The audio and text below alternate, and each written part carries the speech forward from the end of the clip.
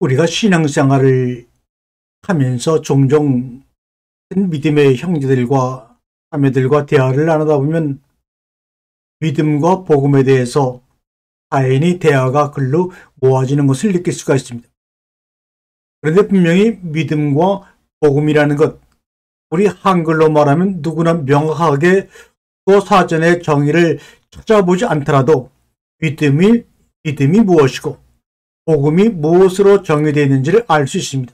그런데 서로 대화를 나누다 보면 믿음과 복음에 대해서 각자 생각하는 생각이 틀려서 극기하는 서로 반대되는 것을 이야기하고 있는 것 아닌가라는 생각을 할 때가 있습니다. 믿음과 복음이라는 것이 문자로 고착이 되고 문자로 약속이 되는 순간 우리는 그 믿음과 복음이라는 문자를 빌어서 우리에게 들려지는 소리의 다양함을 잊어먹어 버리고 말았습니다.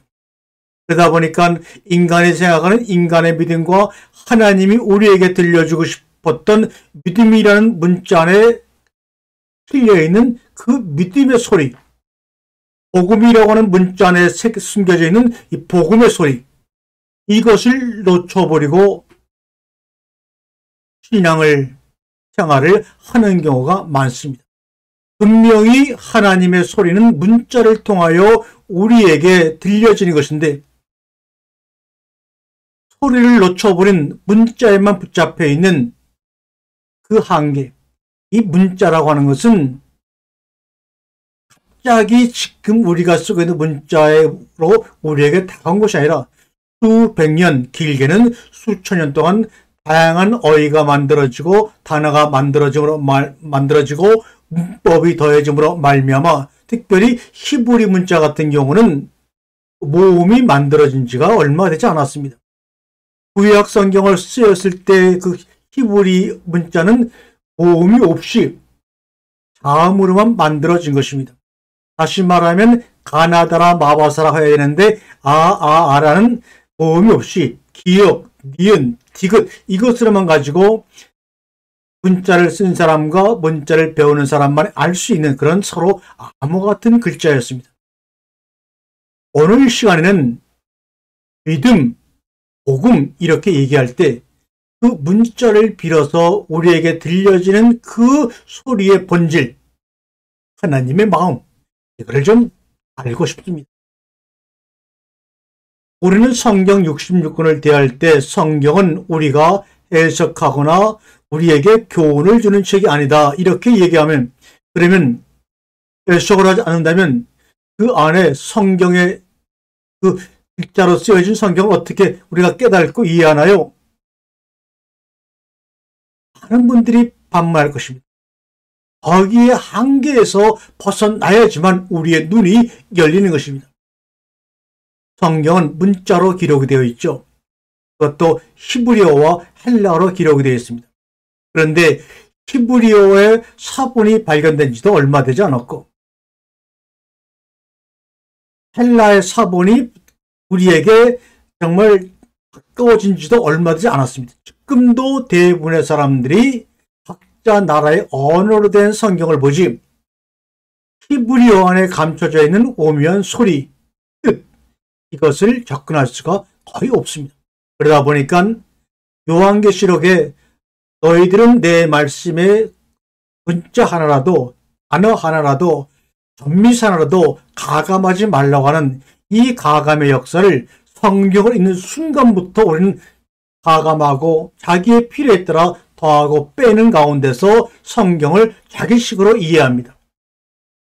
그러니 그 성경의 문자를 빼고 더하는 자기 생각의 인식의 테두리 내에서 성경을 바라보니까 먹기는 너무나 거북하고 먹어도 소화를 못 시키니 늘 답답하며 목마름이 있는 것입니다.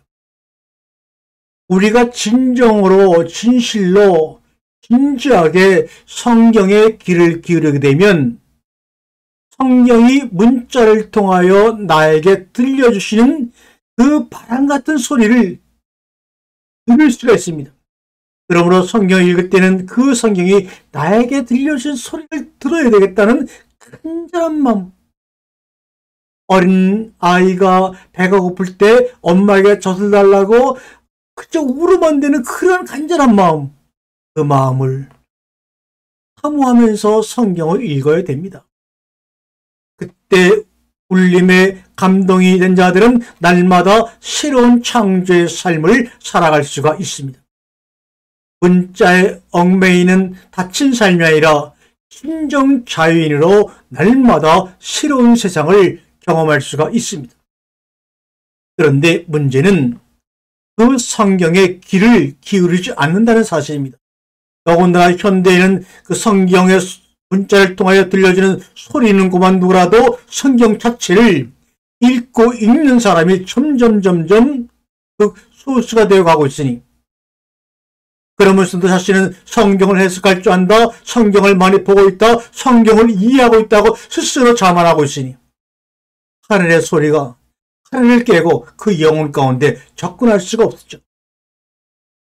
귀를 기울이지 않으니 들리는 소리와 울림이 없으니 성경을 해석하려고만 하고, 해석한 식자나 설교자들의 내용을 듣고 읽기만 하면서 성경을 먹고 있다, 읽고 있다, 믿고 있다 착각하거나 잘 경험하는 삶을 살고 있다고 스스로 미혹당하고 있습니다. 성경은 절대로 사람들에게 해석당하는 책이 아닙니다. 성경은 우리에게 해석당하지 않습니다. 다만 사랑과 생명의 울림만 줄 뿐입니다. 다시 말하면 거짓된 믿음 속에 있다는 것입니다. 거짓된 믿음을 통하여 들려준 소리를 또 복음이라고, 유한계론이라고, 바르사라고, 바사르라고 착각하게 된다는 말입니다. 여기에서 벗어나야 합니다. 당신은 진정으로 진실을 원합니까? 그리고 과연 그 진실을 감당할 수 있겠습니까? 그러므로 이 말씀을 날마다 들을 때마다, 성경을 묵상할 때마다 각오 없이 하지 말고 깨달음이 없이는 절대로 쉽게 중도에 포기하지 마십시오. 그런 각오가 되어 있다면 함께 갈 것입니다. 믿음이란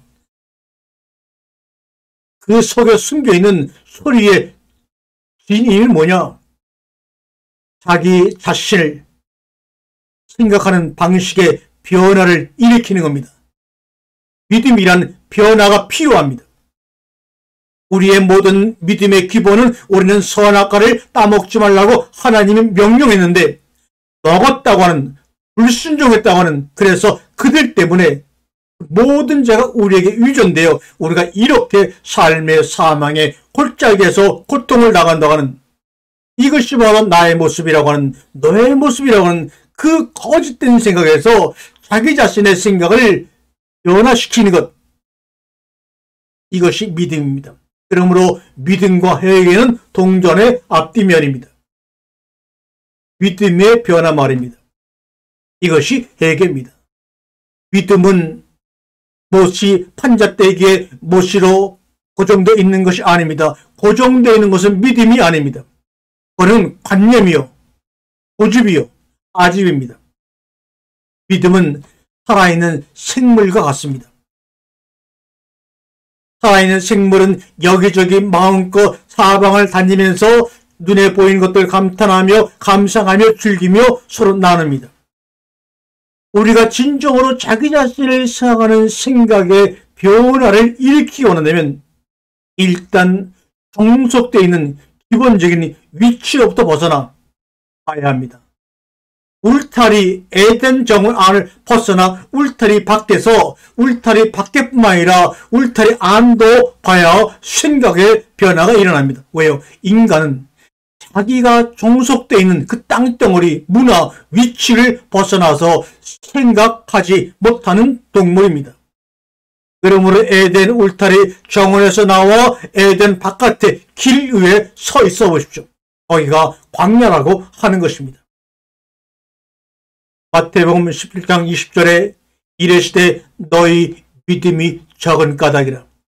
진실로 너희에게 이르노니 만일 너희에게 믿음이 겨자씨 하나일 만큼만 있어도 이 산을 명하여 여기서 저기로 옮겨지라 하면 옮겨질 것이요 너희가 못할 것이 없으리라. 이 말씀을 수백 년 동안 지금까지 믿음의 사람이 읽고 이것을 해석한 말씀을 들으면서 겨자씨의 믿음, 겨자씨 하나일 만큼 믿음을 이 이야기를 소리를 듣지 못하니 믿음의 크기가 있구나, 믿음의 능력이 있구나, 믿음을 은사구나.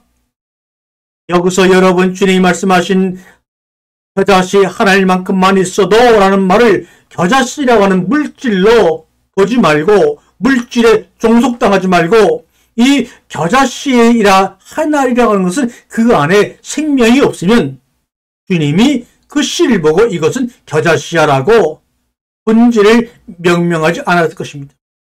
여기서 겨자씨를 물질로 보지 말고 생명으로 본다면 크기를 논할 수가 없죠. 네 믿음이 크냐 내 믿음이 크냐 그 자체가 잘못된 것입니다.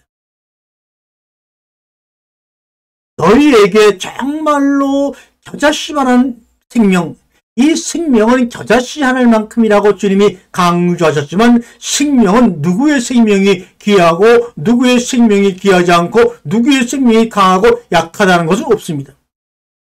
겨자씨 하나 안에 들어가 있는 그 작은 미션 1mm도 안 되는 그 씨앗 속에 들어가 있는 생명이나 복숭아 열매 안에 들어가 있는 씨앗이나 씨앗의 크기는 다 다를지 몰라도 그 안에 생명이 들어가 있으므로 말미암아 다양한 꽃을 피우고 잎을 내고 열매를 맺히며 이 땅의 아름다운 조화를 만들어가는 것은 씨앗의 크기가 아니라 씨앗 자체 속에서 생명이 들어있고 그 씨앗 속에 열매가 숨어져 있다는 사실 때문입니다.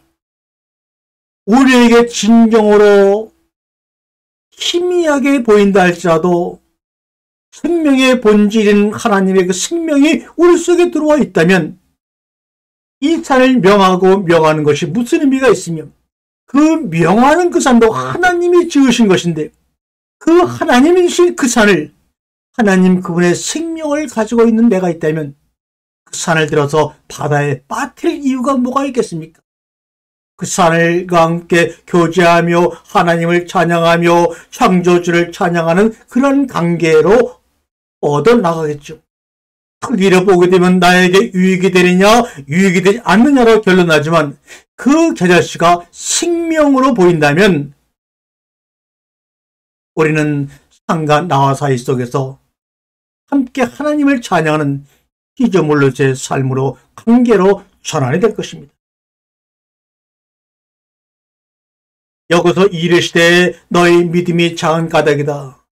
여기서 주어는 이르시되라고 말씀하시는 예수님이시고 너는이라는 것은 목적어입니다. 혹은 보호입니다.